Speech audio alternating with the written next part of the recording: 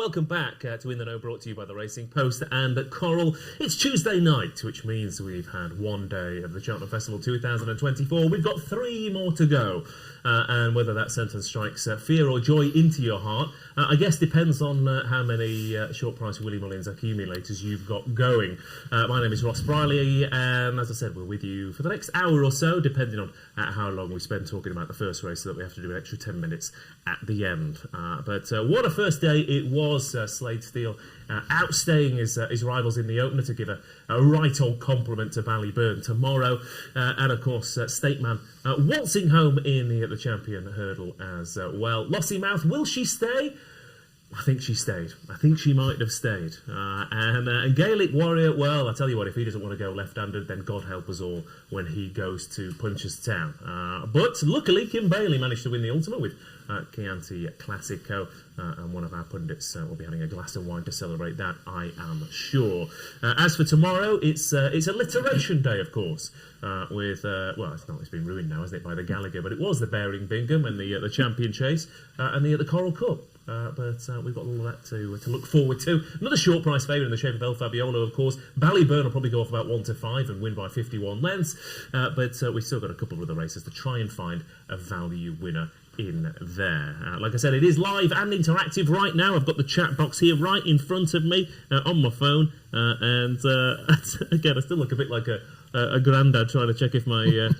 if my grandkids have messaged me. But good evening to Jack Spencer-Jones, to David Foster, to Andy Brains, to Dunners, to Lee Richardson, and of course to Vortex Fitness. Good evening to you, Mr. Fitness. Now, as ever, I'm joined in the, I was going to say studio. No, it's not a studio, it's a Midsummer Murder set. But I am joined once again by the man to my left, Mr. Paul Kealy, who...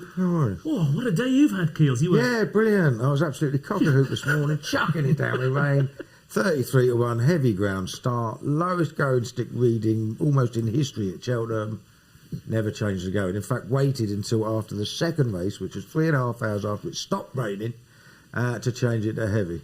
What the hell is going on? Yeah. Was it heavy, do you think, today? I think it was only slightly heavy, wasn't it? I mean, the Supreme Novices hurdle was 5 seconds slower than any other Supreme Novices hurdle in this century. Yeah. So, yeah, it was heavy. The going stick said it was heavy. It's supposed to be 4.4 or less, according to Turf Tracks on their map. On what's it? Comes in at 3.7. Didn't bother changing it until after the second race. And I assume it's a bit like... In all seriousness, what an amateur sport we are. Yeah. You know what I mean? I loved it. I was Absolutely. on soft ground, Keel. Tom Segal there from... Absolutely pathetic. Yeah. But we're not it's not amateur, we are Corinthians. It's a Corinthian sport. Absolutely, very different. Yeah. But to be fair to them, maybe they couldn't get the going stick out of the ground until after the arm. Well, yeah. Maybe they just couldn't be asked. I don't know. Right, you know what I mean? I did go and tell the clerk of the course that you'd backed it at 33s. Oh, that's what it was. Yeah, and he said, well, in that case, I'm definitely not changing it. Yeah, apparently he actually went on RTV and said he was going to change it, and then it just never happened. I mean, what's going on? No, fair enough. Apart from that, mate. Anyway, yeah. Nothing like talking. Nothing like having a rant out of your pocket, is it? No, I really appreciate it. Yeah. I mean, I was going to set you up for it, but you... No, just went straight in, got the ump. Yeah, there you go. I mean, you had some nice... I had some nice places. It's one of those, isn't it? I mean, I put 5 horses up in the Racing Post. 3 of them got places on the place terms that the firms are offering. So, you know, I mean, 9-point stake, 15.5 back. It's a winning day. Didn't get to shout one home though. You know what I mean? And it's never quite the same, is it? That said, Keels, I mean, but surely you backed Slade Steele not running no bet a few weeks ago, right? No, God! And one guy on Twitter said, "Thanks for pointing out what price it was. Non running no bet." Like, you know. I said, "Yeah, thanks, mate. Yeah, I guess you didn't do it." Yeah. Can he send you a? That's me. I mean, I'm terrible at talking about doing things and then not getting round to it. Like, you know, it's just one of those. No, but I mean, luckily we all make a lot of cash off your opinions. Yeah, I don't seem to. You don't know. I don't seem to. I lost some cash on my opinions today. I laid the front 2 in the National Chase. They finished first and second. I mean, at least Embassy Gardens never looked like winning. Yeah. Lossymouth did stay. I thought she got away with it. I think she'd have won 20 lengths at 2 miles, and I think she probably would have won the champion hurdle, which I thought was a rank champion hurdle. I mean, State Man has probably run at least £10 below his best to still win that. Well, I mean, he basically he rode State Man to win the race, didn't he? And he only had to do what he needed to do to win the race. If Lossiemouth had been in the race, he'd have had to do something even better. Yeah, and Gaelic Warrior would have won 30 lengths on a right-handed track, but he's so good. Yeah. Yeah, no, he was great. I mean, I just talked to Joe Chambers yesterday in the pub. Well, he's just absolutely burning up the guts. But I can't help myself. Once I get it in my head, I'll stick with it. I know. Well, and there you go. He won very easily, though. I was pleased for him. I know.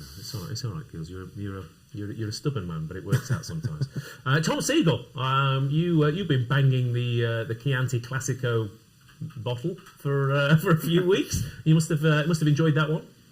Yeah, absolutely. I didn't really have a moment's worry. I have to say, it was one of those races that was enjoyable to watch. I thought he literally won pulling a bus. I thought he was entering the whole way round. So, well, at the bottom of the hill, there was a few in behind, and then my eyes went back to Chianti Classico, and I thought, oh, he's still pulling double. Yeah, absolutely. I think he's a really good horse. I mean, it's funny, isn't it? Pulled up in an Albert Bartlett, like Manila Indo was pulled up in an Hamlet Garden, Embassy Gardens was pulled up in an Albert Bartlett. It's funny, isn't it? It's a funny race, that one, that they keep coming, I don't know, I really liked him. I thought he was brilliant today. And what I took out of it was analysis to paralysis. What we got to do, and I'm the biggest culprit of this, is just concentrate on ability. Yeah. Gaelic Warrior, most ability. Lossiemouth, most ability. Slade Steele, best form in the race. We're saying Ballybone would have won it by half the track. Corbett's Cross. Yeah. Best form in the race. Lark in the morning, Tom. I mean, Antipost favourite for weeks, goes off 9-1, hacks up. And you look at because it's the nature of our job to look for other things, and they are short prices. We always try and find reasons not to fancy the ones at the head of the market. Yeah. And while that works sometimes, today it didn't. Yeah. Didn't work, and it didn't work in spades, did it? Because they all won. But to be fair, Tom, again, if you came on and said, I'd have a State Man, Lossiemouth, I'd have a 5-point win double on that and maybe throw Gaelic Warrior in for a treble, people would say, what are we paying him for? I can figure out that myself.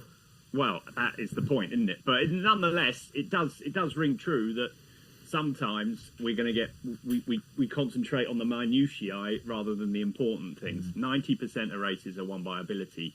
The minutiae then fall in.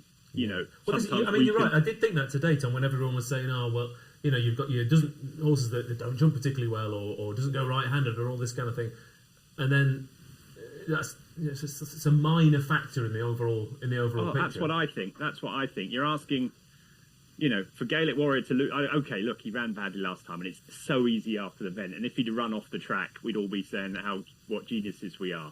But the truth of the matter is, 2 starts ago, we sat and did a preview, and we all said, that's the King George winner, that's the best novice we've seen all season, that's a wonder horse. 2 starts later, we're all sitting there going, well, that can't win. It's running against, let's be honest, a moderate bunch that none of us fancied. And so what we do is we make it too difficult for ourselves sometimes. But that's what our job is, as you say. And sometimes it works in our favour, because sometimes we're right, but today it wasn't. Yeah. Okay. Yeah. Thanks, Keels. Thanks, Tom. And better introduce the man to my right, fresh from a snooker tournament, Mr. David Stevens. Thanks for joining us, my good man. Good evening. Great to be here. Tom's just summed it all up. I'm absolutely guilty of making it far too difficult today. Now, the only thing I'd say is I've seen the Coral figures. Plenty of punters kept it simple today. Gaelic Warrior backed off the boards. The short price double, obviously, State Man and Lossiemouth. Punters have had a really, really good first day. And they'll come back again tomorrow. 3 more odds on shots for Willie Mullins. They'll keep it simple. So I think we're the ones that don't keep it simple, as Tom says. Is that why Simon sent you in tonight? He was like, look, we've done an absolute conkers. It's your turn, Dave. No, it's because he was backing all these short ones. Right. And he also, I hate to say it, Kills, he had quite a lumpy bet on soft going. So I did see him chatting to the car. Yeah, good luck to him. I'm delighted for him. Yeah. Thanks, mate. What have you got for us tomorrow, Mr. Stevens? Yeah, so obviously a couple more price boosts. For the duration of this live show, John Bon or Edwardstone to win the Queen Mother Champion Chase is 11-4 from 2-1, and Ballyburn and Factorfile both to win 9-4 from 15-8. They'll all be popular, those last two, I'm sure. Just a quick word on today, actually. A couple of questions, Tom, Paul. Nicky Henderson form, is the jury still out? I mean, Lucia ran a good race. It's a difficult one, isn't it? Lucia's obviously run very, very well to get so close, even in a substandard champion hurdle, but the other 4 all pulled up, weren't they? Well, I mean, Jericho, Jericho Iberico. I mean, this sounds like Theatre Glory, kids TV show. Jericho Iberico, Theatre Glory, Maurice Rock have all run absolute stinkers. Run absolute stinkers. So don't know. I mean, look, we know that some of his horses haven't been right. And I suppose in any of them, not all. Not if you could put 30 kids in a schoolroom and someone gets a cold, loads of them get it, but some don't. Yeah. You know what I mean? So who knows? Who knows what to expect for the rest? But you can't be confident, can you? Because I mean that is like 10 pulled ups out of 13 pulled ups out of 20 or something. You know what I mean? It's scary. Jury's still out. And Tom, for you, Corbett's Cross winning the last 12-1 shot for next year's Gold Cup. That wouldn't be unrealistic, would it? No, not at all. I mean, obviously, got to take a massive step forward, isn't he, from winning? I mean, that was completely fell apart, didn't it? Embassy Gardens didn't jump very well and never got into the race, and probably didn't have to do much to win. But very talented horse, isn't he? Let's not beat around the bush. He beat Founder 50, who was second in the Arkle over 2 miles last year. He's got a lot of class, and he jumped perfectly well yesterday. So while I think he's still got a way to go, I'm not sure I'd be on him at 12-1, but I don't know. If he comes out and runs well in a Savills Chase or a Drinmore or something like that, or not the Drinmore, the John Durkan, then yes, I could see him making it up there. That Emmett Mullins, the absolute, just I don't know. It's so frustrating because you want to take them on all the time, and they keep going in, and they can be massive prices too, and you don't know where they're coming from, and But good, fair play to him. He's obviously inherited the family genes. He's an absolutely brilliant trainer. Yeah. By the way, messages from the chat producers.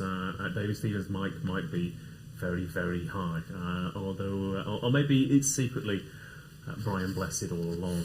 Let's have a look at tomorrow. I mean, shout out to everyone watching at home and giving us a shout out as well. Sam F, Thomas Moxon, who I went to primary school with, I think. Maybe there's 2 of them. Who knows? Martin Lewis, Duncan Evans, David W. And also a shout out to Colin and Christine Gittins, who were very nice to me today and had a little share in Love Envoire, and they were dead excited. And I was saying, Tom, and Keels, I mean, there's not many owners actually sort of dead excited for a runner on day one, because most of the horses are owned by 3 or 4. Well, yeah, exactly. Yeah, they expect to go there and have winners as well, don't they? Yeah. So anyway, that's what Cheltenham's become these days, isn't it? It has, but let's not get too heavy about it, Keels. I can't help being heavy, mate. That's the way I was built. All right, so I was going more soft, heavy in places for the evening, if that's all right with you. Horrible. Let's have a look at tomorrow's opening race then, shall we? Shall we try and get as many heavy quotes in as we can, Ross? We'll enjoy that, won't we? Absolutely, Tom. He's not heavy, he's my Keels. We can do the 36 David Stevens. Every time he comes on as well, looking like it's Len Ganley. It's suddenly become a bit testy today, hasn't it? I like it. He has one winner, and suddenly he's exactly Billy Big Time. Right. Anyway, the Gallagher Novices hurdle opens up day 2. Ballyburn is a 2-5 shot here for this Grade 1 race. It is 5-1 Il Atlantique, 11-1 Predators Gold, 12-1 Jinko Blue, 14-1 Handstands, 16-1 Mercury, 20-1 Jimmy DeSille, and 300-1 the Grey Man, the outsider of the bunch. Ballyburn would have won the Supreme or the Gallagher, apparently, according to pretty much everyone on every preview panel running up to Cheltenham. The horse he absolutely battered won the Supreme, and he's now 2-5 to win the Gallagher from count it 1, 2, 3 stablemates in there up against him. Il Atlantique, Predators Gold both got rock solid form claims from those DRF runs. Predators Gold anyway, and Il Atlantique obviously second to Reading Tommy Wrong will have a chance in the Albert Bartlett, but Ballyburn is 2-5, and if Corbett's Cross hadn't waltzed up in the National Hunt Chase, Keels, I think people would be looking at biggest winning distance of the week after today. Yeah, it's not out of the question anyway, is it? I'm going to have to wait and see. He just looked so good, didn't he? Trounced Slaysteel at Leopardstown. I don't see what can beat him. I liked Jinko Blue each way a while ago because I like the form of Sandown, but Nicky Henderson, so can't. At what point do these horses become the prices where you actually, regardless of what's happening, you just back them? Or is it? I don't know, but I mean, bigger than that. I mean, it's one of those, isn't it? I mean, are they going to drift? I mean, apparently, was named Sergino, went straight on the drift after the Supreme. Yeah. I'd imagine he's come back a bit now because it's, looking at one race and, we just don't know what's going to go on with them, do we? We might see 2 or 3 run well tomorrow. He's got plenty of chances. He's got fancied runners in a few races. Yeah. So we'll have and to in wait and races see. that are kind of more his bag as well. Coral Cup he does well in Champion Chase. He obviously does very well historically as well. But still, he's 12 to 1. But Ballyburn, 2 to 5. I mean, he is. I mean, he's not proven over the trip, as it were. He's won over 2.5. The entire family is just Yeah. stayers, isn't it? I mean, he's got half a dozen half brothers who won over 3 mile. Yeah. So he's just, he's as bomb-proof as you can get in a novice hurdle, I think. Well, the second favourite it's going to be very similar, I feel like, to the mares today, where the second favourite is a keen going front runner and probably going to set it up for him. Yeah, could do. Yeah, you won't be surprised if he is in front, would you? I mean, he's a very talented horse, but he has been done in running at very short prices twice. Always makes me worry about whether he is a little bit of a twicer. I spoke to Connections of Mercury today. They really fancy him to hit the frame. Yeah. He's totally unexposed. He was their best bumper horse last season. Did look very good a couple of times. But I won't be able to play in this race. No, fair enough. I think Mercury will be in his element. Never mind. Ballyburn 2 to 5 then. Atlantic 5 to 1. Predator's Gold, probably better than that last run Tom as well, 11 to 1. But again, he has to improve quite a bit to beat Ballyburn. Is it? I mean, again, the one thing we needed to, you were saying about things that get trotted out in previews for weeks and weeks, and it's almost as if you get an opinion 6 weeks in advance and you don't go back to challenge it. Is there anything we can challenge the opinion of Ballyburn with since the last couple of weeks? No, I don't think so. I think we should just move on, Ross. Ballyburn's going to win this, isn't he? I mean, he's got 5 stable mates to beat. I think there's 3 horses that aren't trained by Willie Mullins. It's just that if he doesn't win, you're guessing, aren't you? Yeah. Because something else will. So I'll move on from this. I think Ballyburn will win. I think just move on. Okay, I'm going to wind David Stevens up like I did with Simon Clare last night. What's the each way? There were people each way thievery at 5 to 1 in Atlantic. 3 places each way in this. Yeah. I mean, look, Ballyburn has been tipped up by everyone. Obviously, got the form boost today. I thought Handstands was interesting. We just don't know how good he might be. 3 from 3. Ben Pauling's horses ran okay today. Harry Cobden's riding with a shed load of confidence. I thought he was the each-way alternative, but we said at the start of the show, why do we make it difficult for ourselves? Willie Mullins will just win this, won't he? Yeah, I mean, probably. Yeah, there's a good stat, isn't there, that of all the odds-on favourites Willie Mullins has had, I think of the last 12 or something, 11 have won. Yeah. And the one that lost was Galopin des Champs when he fell. So they just win. So, and the thing is, he's basically taking on himself. And these good things, they all go in. Like the Tally Hill today was pretty weak in the market, wasn't he? So you sort of got the impression before the start of that race that they didn't really fancy any of theirs. But it's not going to happen with this one, is it? No, fair enough. Okay, Ballyburn to win, and Handstands maybe an alternative, assuming that Harry Cobden doesn't get a rush of blood to the head. Sorry, I was just... It's all right, I just found something to brighten my day up. People are having a worse day than I am. It's absolute carnage in the car park. There's like hundreds of cars stuck. It just tickled me just seeing it on my phone. There you go. There's the real Paul Kealy there. See, it definitely was heavy, wasn't it? I don't think the going stick was taken in the car. And I got my car out of the car park as well. There we go. Lovely stuff. Paul Kealy revelling in others' misfortune. Wonderful stuff. Like a true Gallagher. But what else have we got? Tomorrow, Ballyburn Factor File built by Ballymore and Mascada, says Steve Richardson. Lucas Lavin is on Ballyburn 8 to 1 anti-post. That would be lovely. It would, Lucas. Feel free to share it around. Right, moving on then to the next race on Cheltenham, day 2, the Brown Advisory Novices Chase, where Factor File is 4 to 5, Stay Away Phase 7 to 2, Monty Star 11 to 2, American Mike is 11 to 1, Sander Clegane is 18 to 1, Giabinco is 22 to 1 then here, and fascinating little race again, another short price favourite from the Mullins camp, Tom. Now, obviously people saying about Gaelic Warrior, how can he win today after running so badly at the DRF? It might well be that tomorrow we see why he ran so badly, because Factor File might go and win by just as far as he did in the Arkle today. But he does have to prove his stamina. He's very inexperienced. He's unproven over the trip. It's going to be very testing ground, and there are, as far as I can see, 3 horses who ran in last year's Albert Bartlett, which looked a really good race, as we've seen, Tom. But all those things are absolutely irrelevant because the man who trains the favourite turns everything on its head, left, right, and centre. Absolutely correct. Move on. Fact to file. It's the same over again, isn't it? It's Corbett's Cross and Lossiemouth over again. And I'm not going to try and sneak one in to beat him. I mean, I could play the each-way game with American Mike because American Mike did beat him earlier in the season at Navan, just as Firefox beat Ballyburn earlier in the season, and he was better over 3 miles last time. I was tempted by American Mike. I think he's a stayer on soft ground, and I thought the price was too big, but he's not going to win. Back to File's going to win. You know, he's just going to be too good for them. And I think the point is that these superstar rocket fuel monstrosities trained by Willie Mullins they can just win over any trip. Yeah. Because they're going half speeds against horses that are having to go really hard and they're on the bridle. So I think Factor File's going to win. The time, as Keels pointed out to me a few shows ago, was exceptional despite him finishing on his own.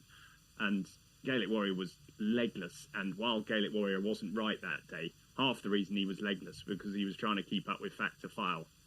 I didn't have him down as a wonder horse before last time. Now I do. I think he's just going to win. Yeah.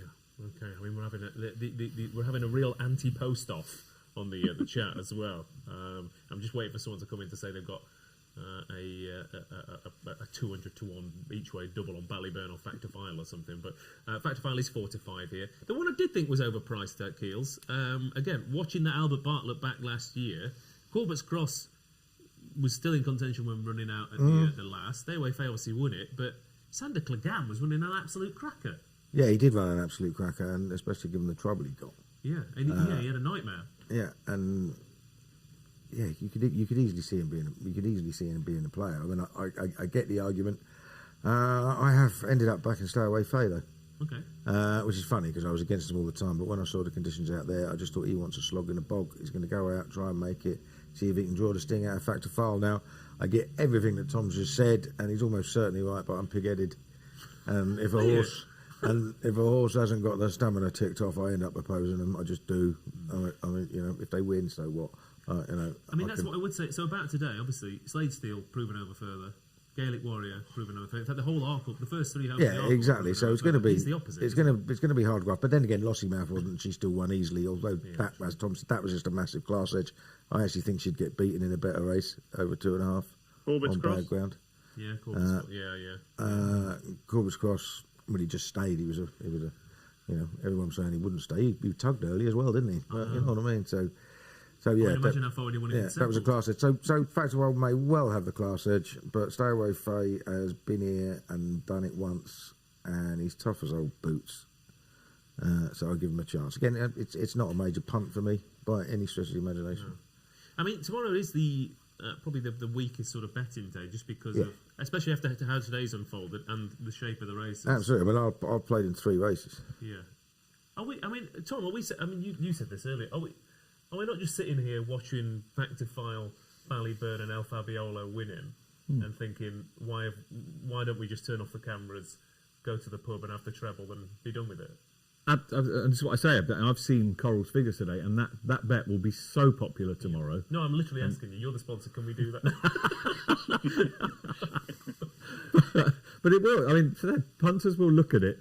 So that man, Willie Mullins, is just going to have these 3 winners. And look, Factor File was I did a thing for David Yates in the Mirror, put up a lay of the week, and it was Factor File because it didn't, Gaelic Warrior didn't get round. Complete overreaction to it. Gaelic Warrior's gone and done what that's gone and done. Tom, as Tom said, Factor File will probably just go and win. But like Kills, I've already backed Stay Away Faye. I have to stick with it. It's a bit of confidence coming from Paul Nichols. You'd expect that from Paul. He is a festival winner. The rain shouldn't bother him. But Factor File will probably just win. I think without the favourite or maybe a forecast, I think Sander Clegane, he's got Cheltenham form. He's actually got good numbers and good form so far this season over fences as well, in particular last time out where for some bizarre reason. I mean, I thought when that run last time out, Tom, when he stuck all the way down the worst part of the ground, you think, oh, okay, there might be a handicap in mind for him in the future. Yet here he is in a Grade 1. Yeah, I backed him that day, and it was bizarre piece of riding, wasn't it? But I'm not convinced of his jumping. I think he's a really ropey jumper, if truth be told. He was a bit better last time, to be fair, but I don't know. Yeah, I get where you're coming from, and I think the danger might be Monty Starr myself. Thinking back now, I know I like him. I thought about American Mike at the price, but having watched him jump against 3-card Bragg in heavy ground last time, he just jumped really well. He's close related to Monolly and a few other really good horses, so Henry de Bromhead's horses ran really well today, so I think he might finish second. But listen, I'll be trying to decipher the winner of the Kim Muir while this one's being run. That's for sure. Fair enough. Well, I mean, again, we'll look at the JP horse, I guess. But okay, the Brown Advisory then. Shout out to anyone who's got ridiculous prices. Shout out to Tom Leach, who's on Sender Clegane each way, 3 places at 20s, and we'll watch him get beaten in a photo for 4th, as those good bets always seem to unfold there, Tom. But fingers crossed for you, buddy. Right then, moving on from the Brown Advisory to tomorrow to the Coral Cup, a fantastic race, but mainly because we might actually find a value play in here compared to the majority of the races tomorrow. Samajest is 5-1. Built by Ballymore is 11-2. Donny the Great is 6-1. 8-1 Langadan. 11-1 Ballyadam. Brazil is 12s. Lucky Place 14s. Mai Tai is 14s, and it's bigger prices the rest. Here, Samajest, one of the most interesting horses for any anti-post punters, because he was entered in all the big handicap hurdles. They've decided to go here. Donny the Great snuck in, of course. Langadan will, of course, feel tons better now. The sun is out for the spring. Ballyadam likes the track. Brazil, of course, that form line with Gaelic Warrior is not looking too bad from the Boodles. Lucky Place has got some decent form as well. However, poor Kealy, I keep watching back the replays of Built by Ballymore. I look at the speed figures. I look at the connections. I look at how he finishes over the trip, and I look at this race and I think he might be better the day tomorrow. Well, I almost want to go back to what Tom said in the previous race. He just wins, move on. Very quick show, this. Yeah, I fancy him. I fancy him big time. I fancy 2 horses very strongly tomorrow. He's one of them. Yeah, I mean, when he hit the straight, I mean, he's one of those horses. He hit a tiny flat spot and then he just took off, and he strolled through it. He's going to absolutely relish the ground.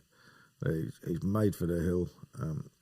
Trainer's got him so close last 2 years in this race. He's got another one with a fantastic chance. I've never really liked Sam Majest. I think it was just a massive guess by the handicapper, and I don't think anybody knows how good he is beating a Grand National winner over 2.5 miles.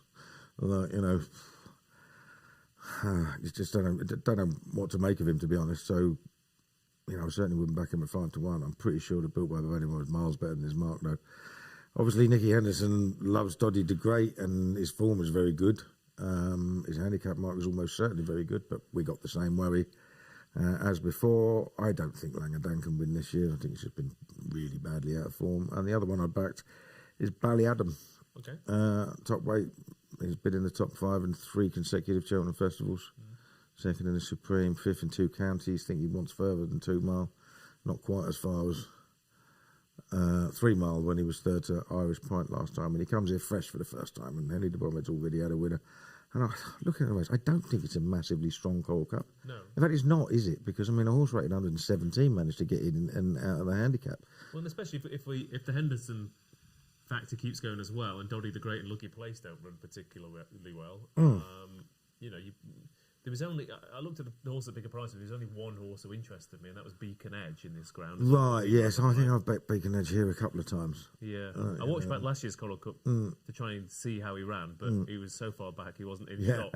So, but he's a big price, but there's not many at big price. There's none that I couldn't really find many that I really fancied. Yeah. Okay. Tom, what stood out for you for the Coral Cup, my good man? Well, I'm singing from the same hymn sheet. I think it's a terrible race. I spent far too long trying to find one in this, and I literally couldn't find one at a decent price. I thought of First Street, but then I thought it's got 16-1 Nicky Henderson on terrible ground over 2 miles 5. No, I thought a Lucky Place because I'm a big fan of the Gidley Park who runs in the Albert Bartlett, and then I thought Nicky Henderson 14-1. I thought of Rambo T at a huge price just simply because he's got such a good record on the heavy ground and soft ground. But then, he's asking a bit much to beat the Irish, the 2 at the top. who are probably, £15 well in. And I thought and that was it. I couldn't find anything else. I literally couldn't find. I thought there was so much dead wood in the race. So I think you got to play the top of the market. I, like Keels, went for Built by Ballymore simply because he looked like he was going to get beat at Punchestown last time. And then the next time he looked up, I was watching him specifically for this race. Stopped watching him, started looking again. He was like, 10 lengths clear on the run-in all of a sudden. I don't know what happened. And then I watched it back. Again, I couldn't believe it. I was exactly the same because he'd done a good figure beforehand, and I thought, this is an interesting horse. I wonder where they'll go with it. And he was, like you said, he was being scrubbed along, and it was only a furlong from home. He was in fourth. Yeah. And then I watched the replay back again earlier, and I looked at the result, and it said 12 lengths. And I was watching the replay, and I was thinking, it is physically impossible for this horse to win by 12 lengths. And then he just. I think Martin Brazel had his time again. He wouldn't run him in that because he'd have a stone less, wouldn't he? And he'd be, I don't know what price he'd be with a stone less in this race. I mean, I fancy him as he is now, but he would have got in the race, wouldn't he? It didn't fill. And so he would have got in the race without even running at Punchestown, and he would have been a serious good thing, wouldn't he? But I still fancy him. I think the conditions have come right. I think it's going to be even more testing tomorrow because I think it's going to be sticky and gluey, and I think he's going to charge up the hill.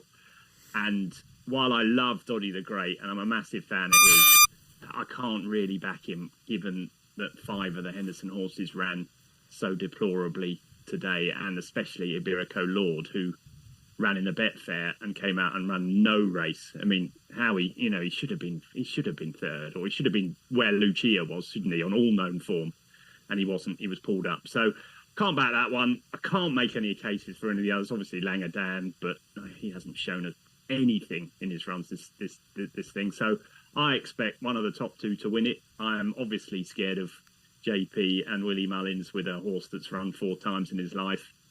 I can't make a case for it on form, although he did beat Noble Yates last time, so I suppose people would look at that, but that was a sort of a nothing race over 2.5 miles. So I'm with Built by Ballymore. Can't see why. I just think one of the top 2 will win. Can't see anything else, really. Yeah. Okay. So I suggest them 5 to 1, Built by Ballymore 11 to 2. It's a shame Tom says it's a terrible race, isn't it, David? Because it's the Coral Cup, and you're obviously hoping for a cracking lineup. I mean, we might still get a really good winner out of this, and there are some hugely talented. I mean, Brazil, Ballyadam, Langadan are all very proven horses, and you've got the unexposed ones at the top of the market as well. So you might get a really nice winner. They're just probably not that strength in depth that you would hope for in a race of this nature. No, but again, the ones that matter are the punters, and if they're going back, Built by Ballymore, who's shortening all the time, by the way. Even when we were speaking, an hour before we came on air, he was a couple of points bigger than he is now. Again, punters won't care. It is a strange Coral Cup, there's no question. It hasn't filled. Now, Keel, I can't remember the last time a Coral Cup didn't get a maximum field. The fact this horse has got in off 117. But I just wonder if actually Zandabad might be the each way alternative. He's trained by Tony Martin. We know how shrewd Tony Martin is. He was second at Musselburgh last month, over 2 miles. Obviously stepping up in trip today. He's got a bit of form on soft. I thought Zandabad might be in what is not a vintage, a real sort of strength in depth Coral Cup. I thought he might be the one. 6 ground thing with him, Dave. It's a big ground thing with him. He's a much better horse on good ground. I know the owners and the trainer are really worried about the ground for him, but he's definitely got a race in him off his current mark. So well, I think he's one of the more interesting ones at the bottom. Yeah, actually, Cheese has just got into it. He's Built by Ballymore. One of those I would say was I don't think I'm worried about the trip, but the other horse that I'm keen on seeing how he runs is Western Fold, who has form tied in with Waterford Whispers. Obviously, I really fancy for the Martin Pipe. Now he absolutely bolted up over 2 miles last time out, Tom, but he didn't get home over further beforehand. Now he's still an unexposed horse, so you don't want to make too strong a case for a horse not staying. But he was the other one who interested me a little bit. Yeah, it's interesting that Jack Kennedy didn't ride him. That was I know people don't.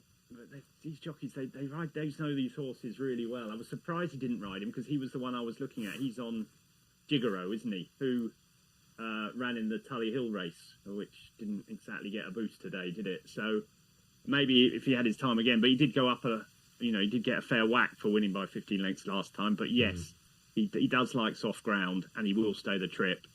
And to be fair, Gordon Elliott's horses all ran well today, didn't they? Most of them, apart from Salvador Ziggy. But that was probably ground related. But they all ran really well today. So yeah, I get where you're coming from. I just think that one of the top two will win. That's boring, but I think that's the case. What price West Ham Fold, Mr. Stevens? He's a 25 to Yeah, okay, I mean, you can take a chance at that, can't you? And actually, John Indo made a good point, actually, Tom. Did Built by Ballymore, is there a minimum run ratio for this? Did he need that last run last time out to Maybe. Good point, yeah. get in? Maybe. You need 4 for the hurdles, don't you? Oh, that'd be why then. Yeah, well, he needed that last time out then to get in. So There we go. just wins. No, that's not. I mean, again, it's weird. I would nap in a 20-odd runner handicap hurdle. I'm considering it, Built by Ballymore tomorrow. But anyway, right, that's the Coral Cup for you. How many places, by the way, was it? 6 places each way. Okay. Thank you very much. Moving on then to the feature of day 2, the Champion Chase, of course, where, what do you know? It is a Willie Mullins odds-on shot coming into this stuff, the back of a Courier Bess, and beaten over bigger obstacles, has beat the majority, if not all, of his rivals here today, and is 1-2, which I'm starting to think seems a half-decent price, really, given that John Bon is 4-1 from the Henderson team in second, Edward Stone 15-2, Captain Guinness 9s, Elixir of Nuts is 22s, Gentleman to Me 25s, Boot Hill 50s, and Funambule Civila is 100-1 outsider of the bunch. El Fabiolo, who last year's Arkle winner, Tom, is always a good angle for this. Obviously, he's also, I mean, he's up against every horse in here is older than him, but he seems to be better than them. Like I said, he's beat most of these. He should be fine on the ground. He's fine at the track. Are we moving on from this race as well? Yeah, I mean, the thing I've written loads of times about this. People worry about El Fabiolo's jumping, and I do too. But I think he's a miles better jumper than John Bon, who I think is a really dodgy jumper, and I always have felt that. I don't think I think he puts in these short strides into his fence if he doesn't meet them right every single time I've ever seen him run. Now, if he meets them on a good stride, he's fine, but I don't like John Bon's jumping before last time and before Nicky Henderson's form. So, you know, if you'd have told me that, you know, if you'd have told punters that John Bon would be 4 or 5-1 for the Champion Chase a month ago, back in January or something, they'd said you're mad because he looked really good and whatever. But I'm not his biggest fan. I think Edward Stone is a huge favourite of mine, but is he 10 now? He's getting on. Yeah. I'd be surprised if he could beat an Arkle winner like El Fabiolo.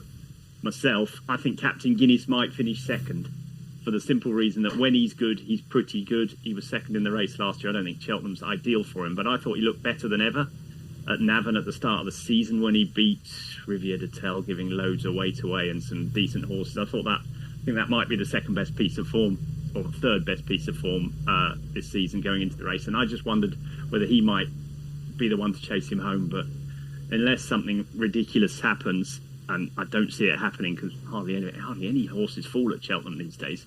You notice that there's very few fallers. Well, I mean, I think it was the ultimate, wasn't it? Highland Hunter today. I think it's. He didn't fall though, did he? No, but what I'm saying is he absolutely ploughed through the fence and still carried on regardless. So if you can do that and be fine, then Ruby made that point a few on the telly a few months ago, saying, look, Leopardstown fences are miles stiffer than Cheltenham's. You can just do what you like at Cheltenham, basically. And very, very few horses fall, bar Trelawn, who sort of slipped, really. I'm not even sure that was necessarily his fault. But so I don't see it. I see El Fabiolo winning. Simple as that. I think Captain Guinness might be second, and I'll pass you to your learned friends, the snooker referee on your right and the heavy ground specialist on your left. Lovely stuff. Thank you, Mr. Tom Segal. El Fabiolo. How far are we thinking? 12 lengths. Can't back John Bon now, can you? You've got the jumping issues and the stable issues. Edward Stone will not find leading these as easy as he will lead them, but staying there will be the difference, because it was a bad race, that. Yeah. And that's Newbury, this is Cheltenham, very spirit. different. This is Cheltenham. He handles Cheltenham, he's won an Arkle, that's fine. But bottomless ground, giving them a lead, something will pick them up. Captain Guinness will finish second, won't he? Yeah. I mean, again, we're all. This could be really. We could be all smiling by the end of it, but it does seem the obvious forecast, doesn't it? Yeah. I mean, I know Tom said he Cheltenham might be ideal for him, but he's finished second in the champion chase. Third the Narcle. He's in an arc, and also when he ran in the Supreme, he was running an absolute blinder, And he brought down, absolutely wasn't he? dotted up on bottomless ground first time out of the season, didn't he? So, I mean, And Henry de Bromhead's horses winning really well. yeah. Second. David Stevens, any Move on. any alternative suggestions? No, it's the last leg of the popular treble, isn't it? Yeah. El Fabiolo. 15 to 8 over 6 lengths. The favourite. People want to play that way. Captain Guinness has been back now into 9 to 1 single figures. See, Tom and Paul have got a part to play in that. I mean, look, the Actually, I think that's fair. I actually think that's fair. What was that, sorry? 15 to 8 that I mean- El Fabiolo wins by over 6 lengths.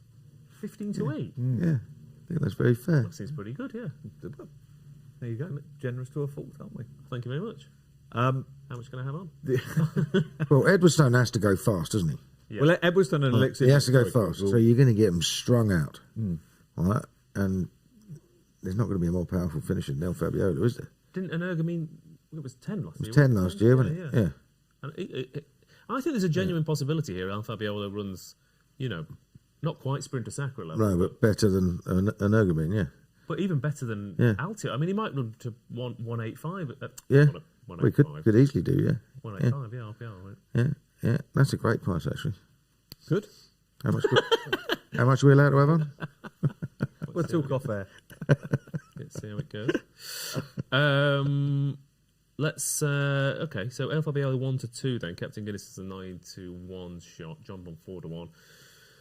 Yeah, I mean, there's not much else to get involved in here, is there? Apart from this is the thing with these races, though they're quite frustrating preview-wise, Keels, but we're seeing good horses win Cheltenham races by large distances. You'd just like to see a couple of horses give them more of a race, wouldn't you? Absolutely. Well, anyway, But I suppose the thing with this race, Lossy Mouse, we'd love to have seen in a champion hurdle. I think we all agree on that. yeah. This race, there's no one missing, particularly, is there? You've got the Tingle Creek winner, you've got the Game Spirit winner, you've got the Clarence House winner, and you've got last year's Arkle winner, who's won everything in Ireland. So they're all here, I think, on this occasion. Look, the only hope is Edwardstone and Elixir de Nut are going to cut at a fairly decent pace, potentially put some pressure on the jumping of the front two in the betting, but that might not be enough. Okay. Champion chase then, 15 to 8 over 6 lengths maybe from El Fabiolo could be the angle. Right, we'll be into the rest of the card after this. We're into the final bend of the Coral Fan Derby, where racing lovers of the UK are in a spectacular contest. And what's this? He's shaking his phone like it's a pocket-sized maraca. They're all getting rewards now. He's shaking it, she's shaking it, they're all shaking it. Play the free Coral Reward Shaker to win guaranteed daily rewards and offers throughout the Cheltenham Festival. Coral, we're here for it.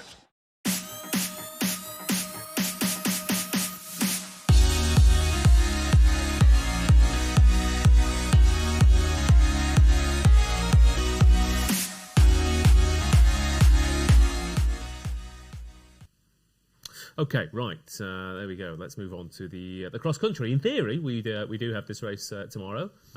Given how bad the ground is on at Cheltenham, though, we are going to have an inspection to see whether we add it onto Friday's card for a little bit of an extra treat for everyone going for Gold Cup Day.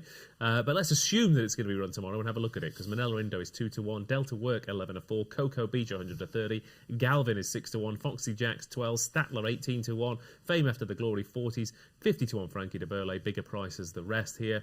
And where are all the Grade 1 horses taking each other on, Keels?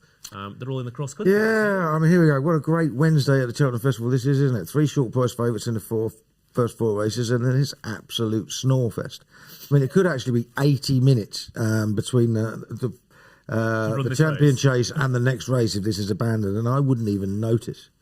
You know what I mean? It's rubbish, isn't it? You know what I mean? They changed it into a non-handicap. We just gave it to Gordon Elliott, basically, didn't he? Because he got 1 million top class chasers, staying chasers, and just run them against each other. We got Manila Indo, of course, who's got a chance for Henry de Bromhead this time, and I would really fancy if the ground wasn't bottomless, but I don't care. I genuinely do not care. Who wins it? I don't care whether it's on. Sorry. I'm not going to lie about it. No, I just no. think it's rubbish. Make it into a handicap. If you landed that make it into 3-1 shot, Keels, would you be I bothered about still the wouldn't cross-country? care. No. Make it into a handicap. Make it interesting. First two in the betting have been first and second for the last 5 years or something. Do you know what I think would make it interesting is if we all had to ride in it. Yeah. Yeah. And it would be interesting. How do you think you could Well, I'd imagine my horse would refuse at the first, to be fair. refuse to get you in the saddle? Yeah, I'm not doing it. I'm absolutely not doing I'd it. certainly need more than one hand up, that's for sure. No, fair enough. Okay. Well, I mean, we do have Tom. The 3 out of the 4 in the betting, the front 4 in the betting, are Grade 1 winners, and Cocoa Beach. I mean, Cocoa Beach has got to have a cracking chance. This horse, weight, ground, distance, every race this horse runs in, he runs his absolute heart out. Yeah, I'm really looking forward to it being abandoned and Keels going through it again on Friday. Can't wait. Yeah, fair enough. Yeah. Yeah, I think Cocoa Beach's got a good chance. I think Delta Work and Cocoa Beach stand out. I think Manila Indo's way too short. I think the form of the race he ran in at the start of the season is probably nothing like it's going to be what is going to be required here. I don't know. I'd prefer the 2 Gordon Elliott ones. I don't know. Maybe like Keels. I don't really. You know, I've had some, I'm not an anti-cross country man. I've had some. I remember backing a 41-1 winner of the cross country chase at the festival one year, and it got me out of trouble. Michael Hurrigan trained it. Can't remember what it was called. A New Country or A New Story or something. What a Oh story. yeah, was it? It wasn't. No, it was a new story. A wasn't new it? story. Oh yeah, Yeah. a new story. Story. Yeah, he was. Yeah, he was a good horse, man. Yeah. I'd like And the that second was when Tom. the race Thanks. But that was when the race, Keels and I will agree, was fun because you could find one of those. Yeah. Now it's really hard. It's good, you know. I mean, they're even good when horses. Spot the Difference was winning over and over again, at least he was a popular horse that you could kind of get behind. Like, he'll come back for the cross country and everyone can cheer him home. And even the French horse, when he won Easy Lands, he put up he was so exhilarating watching him sprint up the hill that I didn't really hate it. This race, I agree. It's the last couple of years. It's just been it's the same old horses running every year, isn't it? Yeah. Delta Work versus Galvin. It's like and when Tiger Roll was winning it was great for the O'Learys and Gordon Elliott. I don't think we really got enthused by it. But look, they're good horses, and it's great to see them here, isn't it? Former Gold Cup winner, Galvin, Cocoa Beach, and Delta Work. Who knows? I think it'll be off. Fair enough. What will you do if it's off, David? It worries me. We are going to have to talk about it again later in the week, aren't we? No, I mean, during the time you've got tomorrow, what will you maybe have a sandwich or wander around, contemplate your life? What will you do? Stop doing that for sure. I like In Cocoa. a 147. So I'll go and polish my balls, Tom. Yeah, have a rest. If it happens tomorrow, or if it happens on Friday, it might not happen on Friday, of course. I like Cocoa Beach. Won obviously over the cross-country course of Punchtown last time. He's won at Troy Town. He's run well over the national fences. You said about Gordon Elliott and Michael O'Leary. They win it every year, most years, I think. Of the 2 they've got ahead of the betting, Cocoa Beach. But if I'm back to 40-1 winner, I'd like the race as well, like Tom does. Yeah, I mean, fair enough, yeah. Okay, will the cross-country go ahead? How long will it take to run it? Who will win it? And if it doesn't go ahead, those questions again in 2 days' time. Who's the heart? Surely one of them would warm the cockles. No, I couldn't care less. No? No, generally. Well, I had to go, didn't I? I had to go. But anyway, do you want a cuddle? Are you all right? I'm fine. Not from you, anyway. No, fair enough. If you want to cuddle Keels, email cuddlekeels@theracingpost.com. Right, 2 more races to go. Inundated there, aren't they? 2 more races to go on Wednesday then. As we move on from cuddling Keels in the cross country to the Grand Annual. Which in theory could cheer the man up to my left, depending on how this result goes. Liberty Hunter, though, 5-1 favourite here. San Noir is 7-1, Madara 7-1, Mascada 15-2, Safara is 9-1, Dancing on My Own 10-1, Path Doru is 10-1, Harley de Sur 10-1, and Bigger the rest. Again, I'll come to you first, Keels, because I know you have a strong opinion in this, but it's a strange race, the Grand Annual, because every year they get a big field and you look at the race and you think, loads have chances, and then about 3 fences into the race, there's only 5 horses who can win it because they've got into a nice rhythm. And There's obviously a lot of good 2-milers here, but you're hoping that one of them is a cut above the rest. In handicap terms, yeah, very much so. Liberty Hunter, yeah, I know he's favourite now, but I don't mind that. I just think he's a very well handicapped horse. He's got trip in his favour, ground in his favour. I just really impressed with the way he went past Matata, who got his own way up front in December, and he's been left behind for this on the mark in the 130s. Now Matata's run an absolute cracker today to finish 4th in the Arkle. Yeah. So I think that's good for him. I know he was getting weight for him, but I thought Liberty Hunter picked him up quite easily. And he's fresh since, and Harry Cobden's been booked. Hopefully he'll last a little bit longer than he lasted on Trelawney. Don't think that was his fault, like Tom said. It looked more like a slip than anything. But to change around in fortunes, I think he'd be very hard to beat. I really do. Okay, he's a 5-1 shot now. What was it? You sort of 8? He was about 10. 14 to 12, 14, I think. When I does he want soft, heavy ground? I think he'd be very happy on it. Yeah. Yeah. I think everything's in his favour. Okay, Liberty Hunter then is a 5-1 shot here. Plenty of horses in here with ability. Tom, Sam Roy being one of them, but you're going to tell me that he can't jump, which might well be true. He's got the ability to run okay in a champion chase, and he's here in a handicap. Are you a Liberty Hunter fan though, as well? I am a Liberty Hunter fan. Sam Ross won a champion hurdle, 3rd in a county hurdle. He hasn't won a champion. Won a county hurdle, 3rd in a champion, 3rd in an Arkle. Yeah. So he's got incredibly good festival form. I don't like backing horses that I don't know. He just he could easily bounce back, couldn't he? He's got no problems with the ground.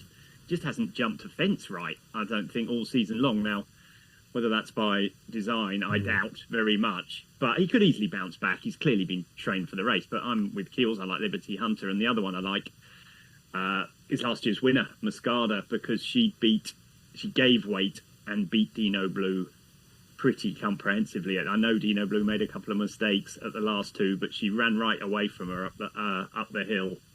She looks like this has been the plan all along. She's £8 higher this year, I think. But she'd have won last year off £8 higher mark, and Dino Blue has since gone on to win a Grade 1. Now, I'm not convinced it's the greatest Grade 1 that Dino Blue won, but she's got to go well. She'll love the heavy ground. She really likes testing ground. So they were my 2. I can see Stamois and I can see Madara, who would be a great story. It would be great for British sort of. British sort of jumping, wouldn't it? If the horse that went, one of the only horses that went to the Dublin Racing Festival, won there and came back and won at the Cheltenham Festival. So my heart says Madara. I just wonder whether he's slightly up in the weights, and also he's really annoying because I backed him the one time. He ran really well at Cheltenham the first day. Then the next day he ran no sort of race, and he's won everything since off like miles higher marks. So I sort of have a cross to bear with Madara, but I'd love to see him win. Of those at bigger prices, I couldn't. Once again, it was one of those races where I was really struggling. I looked at Hardy de Soy all yesterday, and he was a big price then. But then, sort of the money came for him, and you know what I mean. And now he's down to he's got to jump properly. Path de Roux's interesting. Path de Roux could go well because it's just a Gavin Cromwell special, isn't it? Who I think's got the cheek pieces on for the first time. He won't mind the ground. It's not the first time. I feel like people have been telling me about Path de Roux for about 12 months, and he's still not done it. He's not done it, but he is going to do it one day. Whether this is the day, I sort of have my doubts. I don't think he's as good a horse as Liberty Hunter. And the one thing where I completely concur with Keels is that Evan Williams is an absolutely... in terms of training ability, he's near the top for me in British and Welsh trainers. I nearly forgot that in British trainers. I think he's an absolute superstar trainer. He doesn't get the horses he deserves. He's got an absolutely cracking record in big races. He's a top class target trainer, and so I just think Liberty Hunter is going to. He'll have been trained for the minute. He's going to go well, barring accidents. Obviously, inexperience is the key with him, and people will throw that dart at him, but I do think he's the best handicapped horse in the race, and I don't think it's very close. Yeah, he's a 5-1 shot. There are a few others that are interested at slightly bigger prices. You've got a horse that people will have strong opinions on who might run well in this. Yeah, I'd probably going to get pelters for this, and rightly so. But I just can see Harper's Brook running a big race. I think this 2 mile trip is what he's wanted. He's going to need everything to go right, clearly. But he's one of those, again, he hasn't done it yet, but the ability's there. He's going to be gasping for the line, but it might come in time. Exactly. And I say, he's double figure odds, 5 places each way in this. So I'm going to have to just back Harper's Brook, because one of these days he is going to decide that he wants to do it. And this might be the day. I totally concur with what Tom's just said about Evan. I think Evan Williams is a top-class trainer. The book in Harry Cobden is a big plus. And I did actually, Keels put this up anti-post, and it was one of those where you could sense Keels' enthusiasm for this when it was a bigger price. So I have got involved with that, so apologies for that, Keels, in advance. But I am as long as I'm with you tomorrow, because we tend to win money when we're together. There we go. Well, that's a date. And then, Harper's You can Brook. give him a cuddle if it wins. I'll give him a lap dance if it wins. But, Oh, I'm so looking forward I don't to think that. I want it to win. Can we make sure this horse definitely doesn't win now? Is that all right? and then Harper's Brook, but I know need my brain. No, you're not Matt. You're not bonkers with Harper's Brook at all. I think. Well, I mean, he's You're not bonkers for bonkers. other reasons, but He's anyway. got the ability. He's got the ability. Yeah. And look, he's won once over 2 miles in his life, hasn't he? And he won last time. Yeah. It could just be that he didn't stay the trip. I mean, horses tend to give up when Yeah. they're knackered. Yeah. And he But was again, knackered. the Grand Annual gets won by those kind of horses, the Sky Pirates of this world. And there's another Sky Pirate in this race, and that's Unexpected Party. I think he's a bit of a Sky Pirate. He constantly runs over further, 2.5 miles and even further. Every time he runs, he travels well, and he doesn't quite get home, and everyone goes, "Oh, this horse doesn't want to know." There's a distinct possibility. I mean, he's not been far behind Stage Star a couple of times over 2.5 miles at this track. There's a possibility. The strongly run too. That could be what he's been begging for all this time. Obviously, Dan Skelton hasn't won a chase at the Cheltenham Festival yet, but he's gone close in this race a couple of times. I thought Unexpected Party could go quite well. Quick word, by the way, as well for Dancing on My Own. Is it just a ground thing, Tom, or Keels, that this horse? Because he dotted up at Aintree last year. Last year, he ran twice at Fairy House, beaten out of sight, went to Aintree, bolted up. This year, he bolted up at... he won a good race at Cheltenham, and since then, he's gone to Fairy House twice and been beaten out of sight and come back here. Is it? Yeah, I mean, listen, he could run well, but he's probably high enough in the handicap now, isn't he? And yeah, it might not want the ground as deep as it is. Yeah, I mean, it's not like he's a massive price, is it? You know what I mean? It's in the first page there. Yeah. Okay, fair enough. The Grand Annual then. Let's have a look. A few. What have we got? Any Mascada each way, and Nick Dye says if Unexpected Party wins this, I will pack up betting. So it's a strong shout, Nick, and I've said it out on the show now, so you have to stick to it. But what do we want that to happen? That or the Dave Stevens lap dance? It's a tough one. Right. Only for Keels. No one else gets to see it. Right, okay, it's not a service you're offering. Not on this tomorrow night, no. You think I'm going to have my eyes open? Okay, let's hope he's dancing on my own for that then. The champion bumper closes out day 2 of the Cheltenham Festival. Jasmine Devaux is 5-1. Jalon Dudery is 6-1. The Yellow Clay 9-1. You Oughta Know is 9-1. Cantico 10s. Romeo Coolio 10s. Junta Marvel 10s. 12-1 T-shirt. Bigger prices the rest. Keels, feel free to leave while we look at this race. And I go to Tom Segal, who loves a bumper because everyone else hates them, Tom. And given the fact that, to be fair, look at most of the card tomorrow, you've got 5-2 on the fields here. At least you can get a half-decent price. So was there anything that stood out for you? Yes, I do like bumpers. Well, I like this bumper. I don't generally like bumpers, but I like 2-year-old races on the flat too. I like trying to project ability and trying to get into my head what's a good horse and what's not from limited exposure, and that's what this bumper is. I think the key to the bumper every year is settling. So many of these horses pull or are too free or don't get home as a result. So in the end, I ended up on Gordon Elliott's horse Jalon Dudery, who I thought was just metronomical in his sort of the way he went about winning the race at Leopardstown last Christmas. At Christmas time, he beat Redemption Day easily, and I just think conditions and everything has come right for him.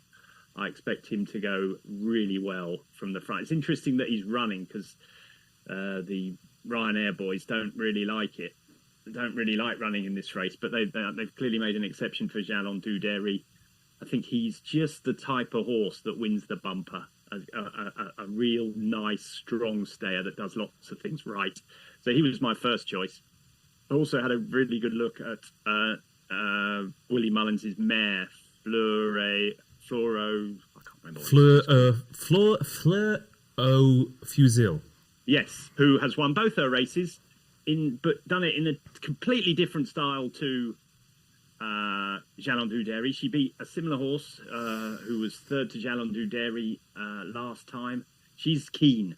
If she settles, she's got the hood on for the first time. This is the sort of reason why I would use a hood.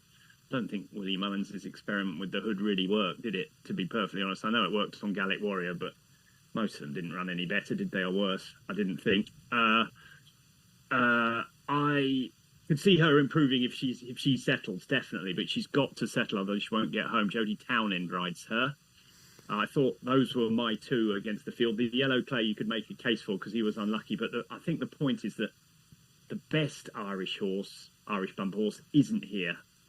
Jeroboam Machine of Emmett Mullins is. So the ones that he's sort of been running against are sort of a little bit, it's a bit like the Slade Steele argument, isn't it? You're a little bit disappointed if they win because you sort of think the one that was not there should have won. But for me, it's Jalon du Derry. I would throw in a word for a couple of the British bumper horses. Paul Nicholls has a couple of nice ones. Tishan and Quasio. Well, one beginning with Q. And the other one I liked a lot was 6 Mile Bridge for Ben Pauling, who's got a lot of good bumper horses this year. He won at Sandown. He was backed off the boards to win at Sandown. And Julie did. He's going to improve a lot for that. I was reading something from the train the other day, says he's not had a good scope all season long, and he didn't have a good scope before Sandown, but he ran him just in case because he thought he was so good, just in case he thought could get him to this race afterwards. Since then, everything's gone perfect for him. He's scoping clean, everything's right. He's expecting a really big run from him. Just a ground issue with him. Whether he'll quite handle the ground, he's by a sire called Affancy, whose best son is Affordable Fury, who was second in the Albert Bart last year, but he's by Sea the Stars. Most of them prefer a bit better ground, so I'd be slightly worried about the ground for him. But that's my take. Jalon du Derry and the Willie Mullins mare. I can't remember her name. Okay. Just a quick shout out to, she's been off for ages, but Junta Marvel interested me a little bit. That Punches Down race you won last April. The 3rd, the 4th, the 5th, and the 6th have all won listed races over hurdles since. I know she's been off for a while, but Rachel Blackmore booked. Stays 2 mile 3, likes the ground. There's been a bit of money for Junta Marvel, but wide open stuff. Keels, is there any point in asking you for this one? Oh, I really, really fancy one. Do you? No, mate, no interest. Well, don't say anything now. That's it. No, you can't make a case. No, loads. But a couple of previews I did, there were several people keen on the Yellow Clay. Okay. But I stopped listening after that. No, fair enough. Well, thanks for joining us. David Stevens. Well, I've tipped Harper's Brook, so I'm going to go for another mad one. That's to tip a British horse to win the bumper. But Tom's mentioned them both, actually. 6 Mile Bridge, Ben Pauling's having a great season. I'm hoping he's going to have a good week. 6 Mile Bridge won on soft at Sandown, so shouldn't mind heavy ground. And Paul Nicholls has got 2, Tom alluded to. Paul wouldn't run many horses in this. He's run good horses in it and never really kind of likes doing it now. But he does run a couple this year. Quebecois, the sense is there's not a lot between Tishan and Quebecois. Quebecois is twice the price. I'm not bothered that Harry Cupton's on the other one because Harry would ride the Johnny de la Haye horses. Quebecois costs a lot of money. He's only run once. He won very well down at Exeter. And as I say, I think at the prices, with 5 places each way, 6 Mile Bridge and Quebecois for me. Okay. Quebecois probably the last leg in quite a few people's Canadians. Move on. Lovely. Right, I think that's going to end the show. That's the last thing we're going to say. End of career. No, Canada. Anyway, right, okay. Let's get the best bets then on day 2 of the Cheltenham Festival. If we can remember what we said over the last hour or so. Keels, you're not allowed to go for what the ground's going to be tomorrow, so we're going to have to get a selection in a race for you. What's the best bet? Yeah, well, my best bet for ages has been Liberty Hunter. I'm almost as keen on Built by Ballymore, but let's stick with Liberty Hunter. Okay. Mr. Tom Segal? Well, the Coral representative yesterday nicked the race I wanted to do, so I'm glad you came to me first. I will go for Built by Ballymore now. Now Keels has gone for Liberty Hunter. Lovely stuff. That's I will what also. Ross wanted. I'll go. Yeah, I'll go for Bill. But I knew that Tom was going to go for it as well, so I did it. I did you a kindness there, Tom. So built by Ballymore, or I think Sander Cleggan and Captain Guinness to chase home their respective favourites might well be the other angle. David Stevens. Tempting as it is just to put up the 3 odds-on shots in the treble as the banker bet. Plenty of people could find that on their own. I'm going to go out of a loyalty to our race in the Coral Cup, the one out of the handicap, Zanderbad each way with the 6 places. Okay, thank you, my good man. Thank you to Keels, to Tom, to David, to the production team, to everyone watching from home. Do like the stream, of course, and hopefully. There's a slight air of frustration about the cars for tomorrow and the ground for today as well. But hopefully we still get some exciting stuff. And of course there are 3 days of the Cheltenham Festival to go. We might see some impressive winners. We might see some big distances as well. And hopefully we'll see you back here tomorrow at 6:30.